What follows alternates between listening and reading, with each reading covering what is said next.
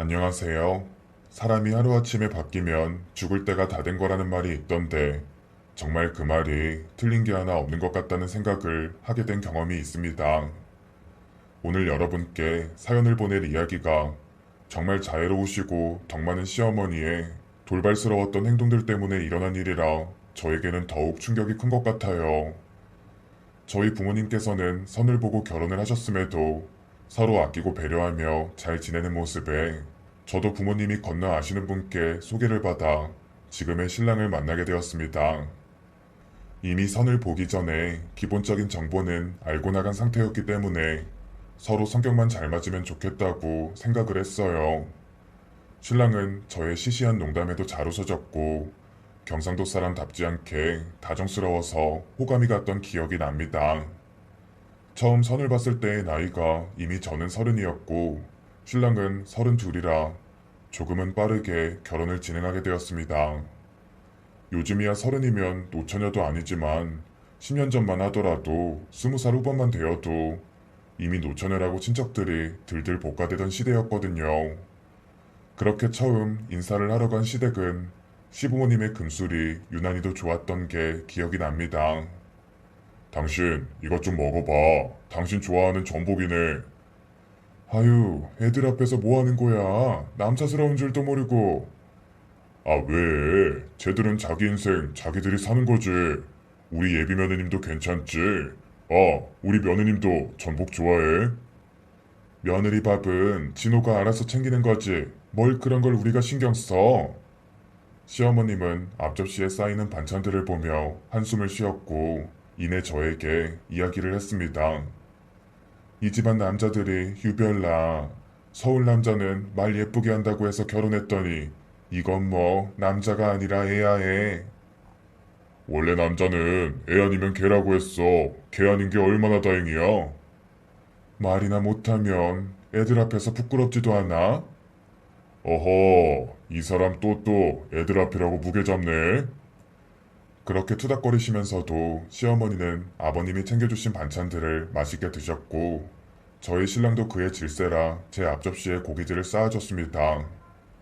시부모님과 잠시 동안 밥만 같이 먹었을 뿐인데 신랑이 얼마나 화목한 집에서 자랐는지 알 수 있겠더라고요. 솔직히 말하자면 신랑도 신랑이지만 너무 행복해 보이는 시부모님을 보고서 결혼에 대한 확신이 더 생겼어요.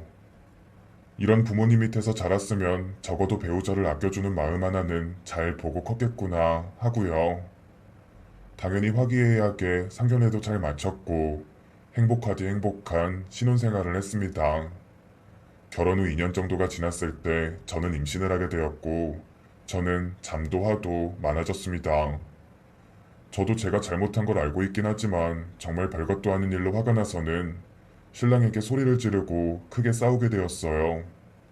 제가 신랑에게 임신을 하고 나니 코가 너무 예민해서 음식은 먹고 나면 바로 치우거나 아니면 잘 밀봉을 해서 냉장고에 넣어달라고 몇 번을 이야기를 했는데 신랑이 자꾸만 반찬통에 뚜껑을 덜 닫거나 과일을 봉지에 잘 안 싸고 넣어둬서 냉장고 안에서 상하기도 했거든요. 그리고 그 주에 시댁에 갈 일이 있어서 시댁에 갔고 시어머님이 냉장고를 열었는데 그 안에서 신김치 냄새가 나서 저도 모르게 코를 막았습니다. 저도 제 행동이 잘못된 건 알지만 반사적인 행동이었고 그 모습을 본 신랑이 그 자리에서 저에게 한 소리를 하더라고요.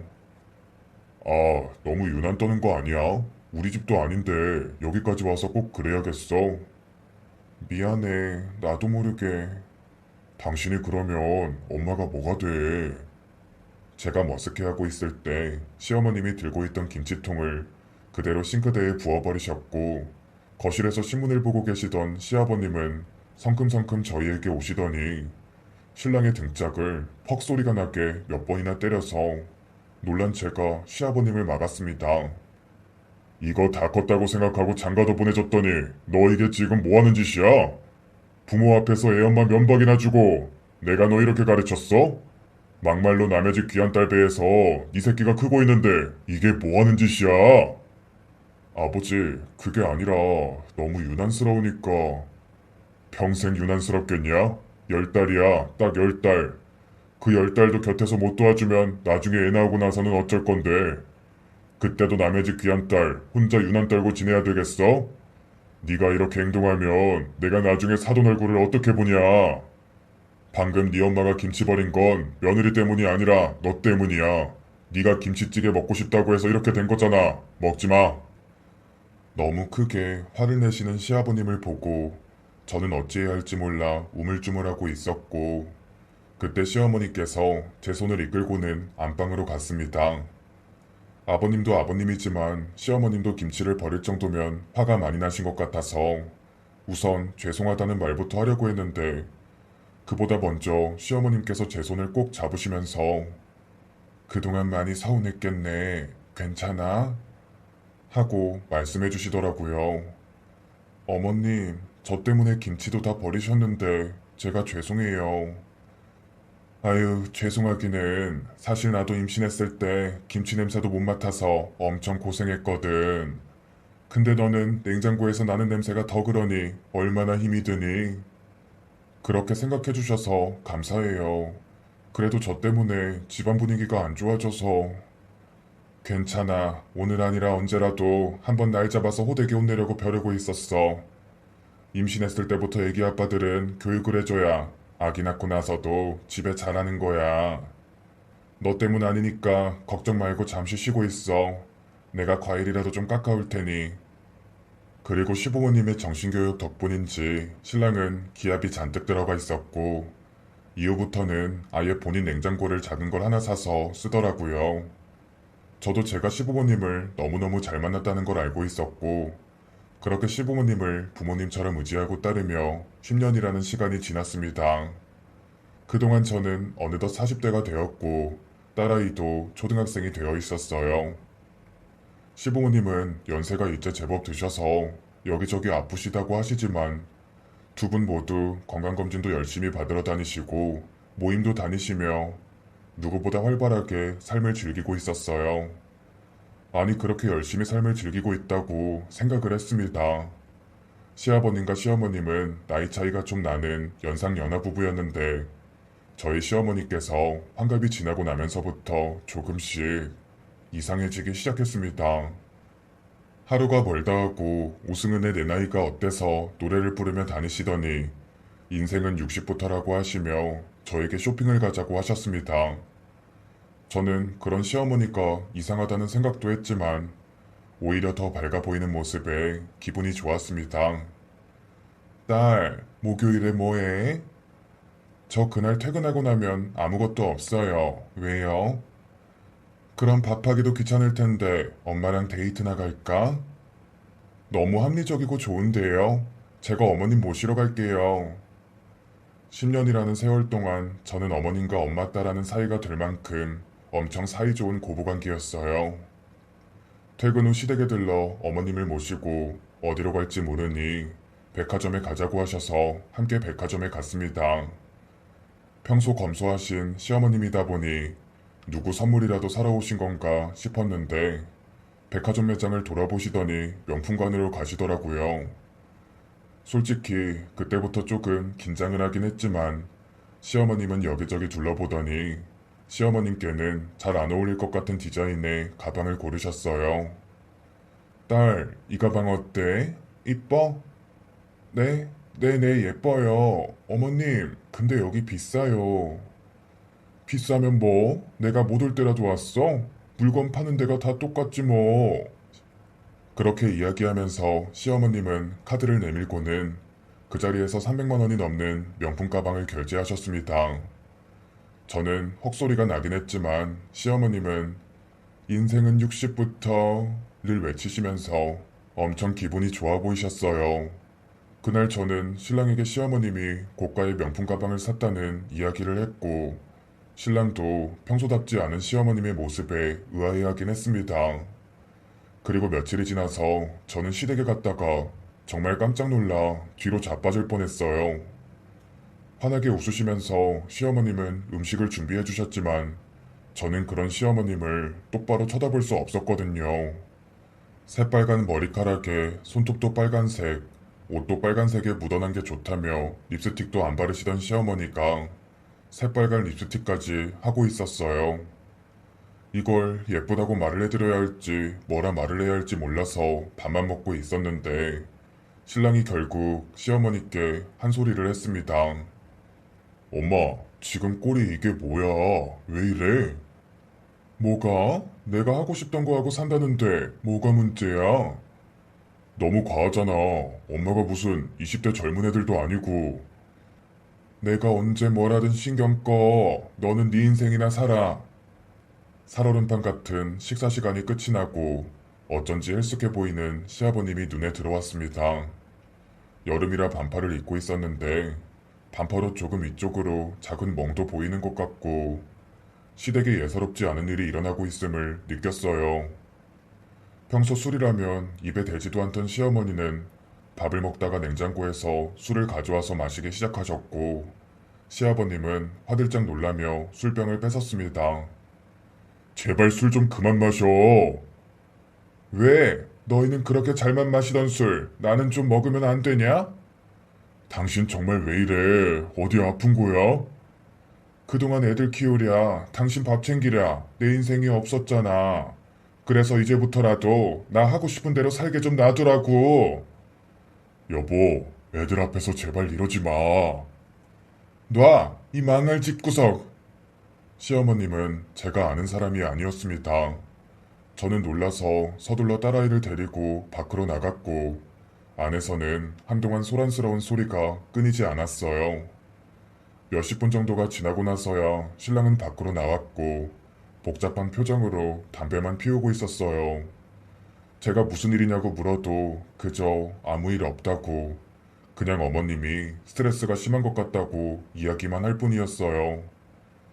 그렇게 한 달 정도 신랑은 자주 시댁에 가기도 하면서 밤에 잠도 제대로 못 자는 시간을 보내게 되었고 하루는 저에게 시어머니가 전화가 오셔서 전화를 받았습니다.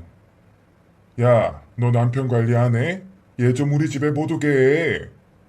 네? 어머님, 지금 어디세요? 이것들이 자꾸 나를 못 살게 구니까 집에 있을 수가 없잖아. 나 남자친구 집에 갈 거니까 연락도 하지 말라고 해. 네? 어머님. 그렇게 전화는 끊겼고 신랑에게 전화를 했더니 신랑도 전화를 받지 않아서 결국 그 새벽에 혼자 시댁에 찾아갔어요. 시댁은 제가 문을 열고 갈 것도 없이 그야말로 아수라장. 열려있는 문 사이로 조심스레 안으로 들어갔더니 식기들은 다 바닥에 떨어져 깨어져 있고 소파도 칼로 찍은 듯이 갈기갈기 찢겨 있고 시아버님은 거실 한가운데에서 망연자실하게 앉아 있었습니다. 제가 너무 놀라 말도 못하고 그 자리에 멍하니 서 있었고 곧 담배를 피우고 들어온 신랑이 제 뒤에서 말을 걸어왔어요. 뭐하러 왔어? 집에 있지. 아니, 어머님이 전화가 오셔서 이상한 말을 하시길래. 이상한 말? 무슨 말? 당신이랑 아버님이 못 살게 굴어서 남자친구 집에 가신다고. 아, 이게 도대체 무슨 일이야? 신랑은 아무 말도 없이 바닥에 깨어진 그릇들을 줍기 시작했고, 저도 그런 신랑을 따라 집을 정리했습니다. 시아버님은 방으로 들어가셨고, 저희는 그렇게 아무 말도 없이 청소만 했어요. 저에게 전화도 하기 전에 이미 시댁에 와서 이혼을 하자고 이야기를 한 것 같았습니다. 그리고 신랑은 집으로 돌아가는 길에 그동안 시댁에 있었던 일들을 이야기해주기 시작했어요.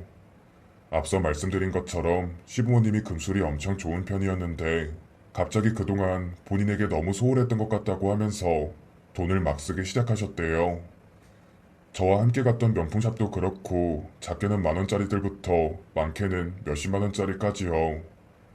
시아버님도 처음에는 60부터 새 인생이니까 하고 싶은 것 다 해보라고 하면서 적극적으로 지원해주고 시어머님과 함께 제주도로 여행도 다녀오면서 잘 지냈는데 밥을 먹을 때면 시어머니께서 부쩍 술을 찾으시고 술을 먹고 나면 꼭 욕을 하면서 시아버님을 때리셨다고 해요.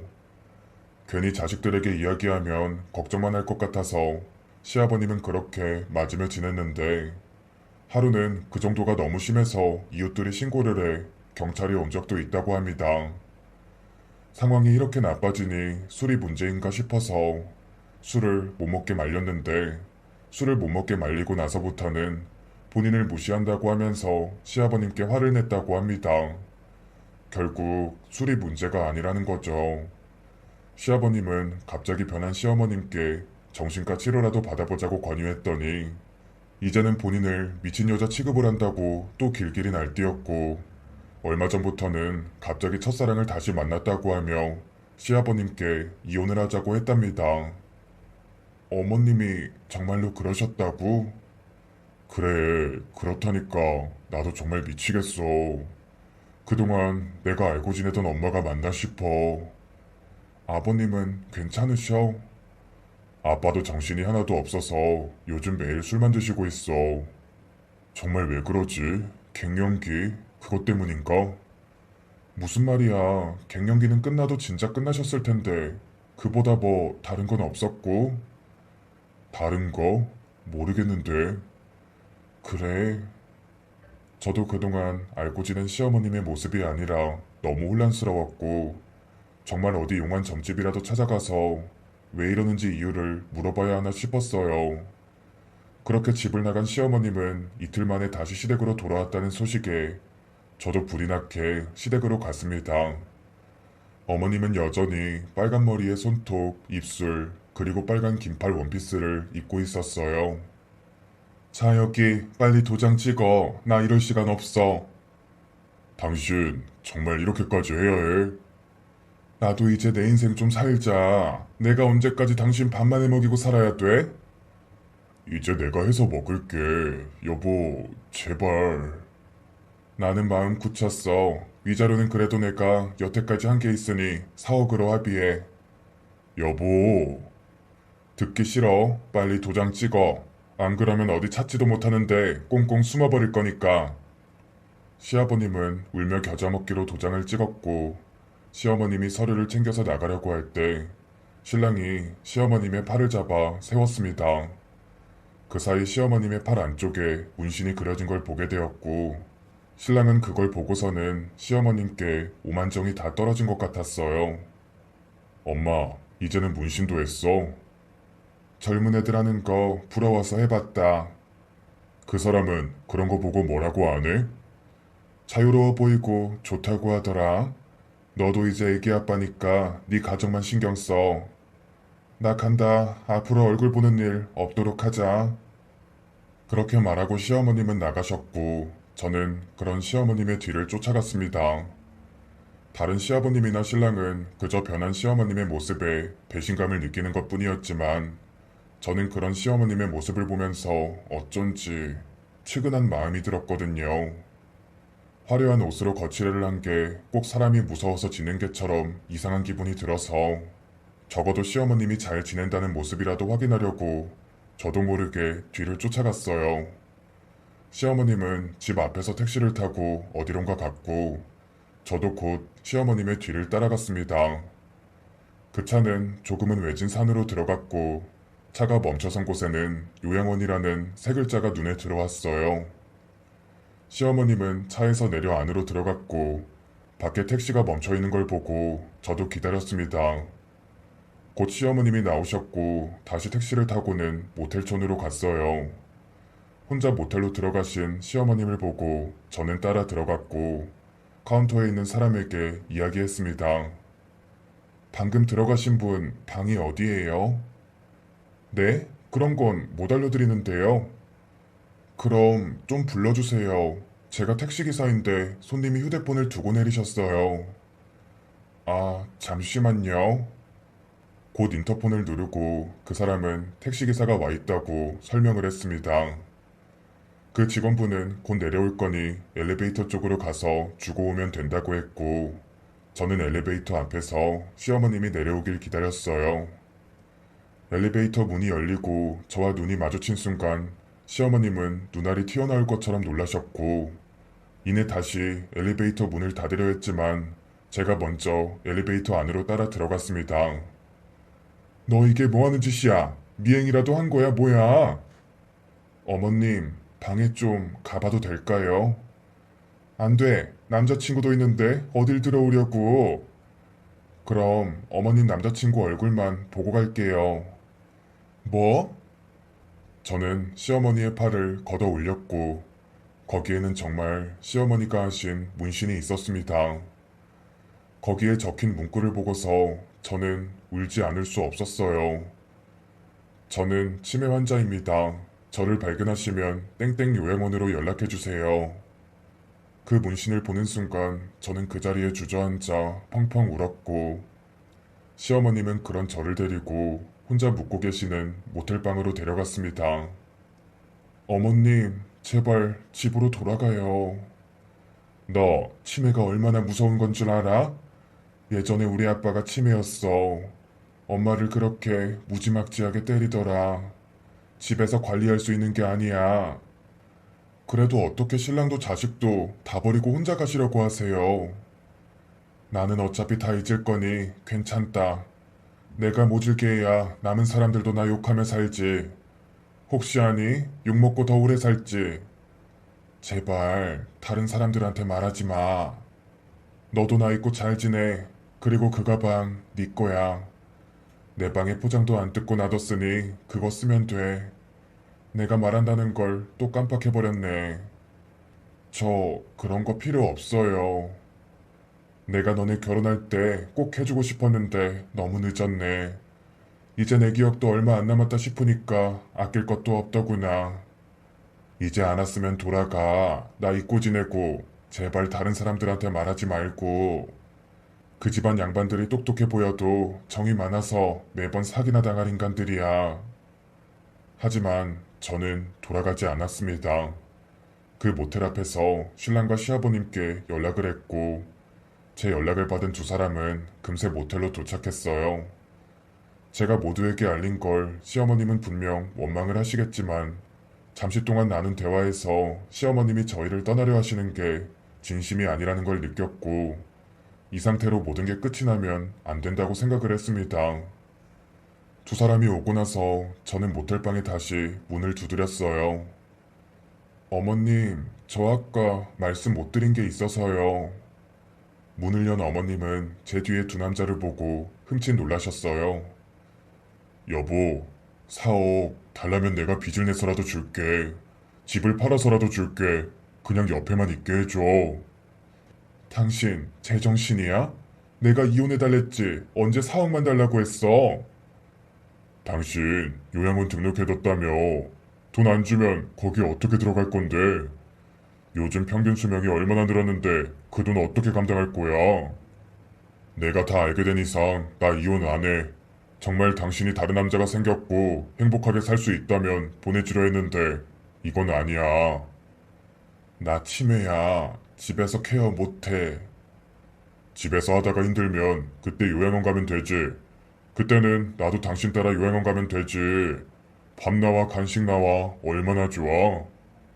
제발 집에 돌아와. 나 하나도 당신 안 미워. 시아버님의 마지막 말에 시어머님은 아이처럼 펑펑 우셨고 그 모습을 보는 저희도 모두 터져나오는 눈물을 숨길 수 없었습니다. 병원에서 치매 진단을 받고 3개월 동안 시댁에 일어난 일은 그렇게 저희 집안에 웃지도 울지도 못할 해프닝으로 남아있어요. 그리고 시어머님의 팔에 있던 문신은 이후 피부과에 가서 지웠습니다. 하지만 시어머님이 젊은 날 문신을 해보고 싶으셨던 게 빈말은 아니었던 건지 지울 때도 엄청 아프셨을 텐데 반대쪽 팔에 새로운 문신을 해서 온 가족을 또 한 번 놀라게 만드셨어요.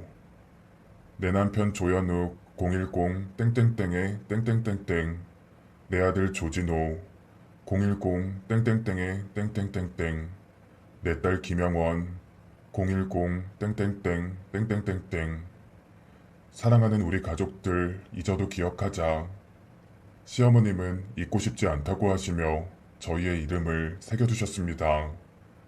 아, 신랑이 외동이라 딸은 제 이름이고요. 그 아픈 문신을 또 하고 왔다는 사실이 속상하기도 했지만 아이처럼 좋아하시고 동네 사람들에게 자랑을 하는 시어머님을 보고 있으니 어머님이 좋으시다면 그걸로 된 거지 하는 생각을 많이 하게 되었습니다.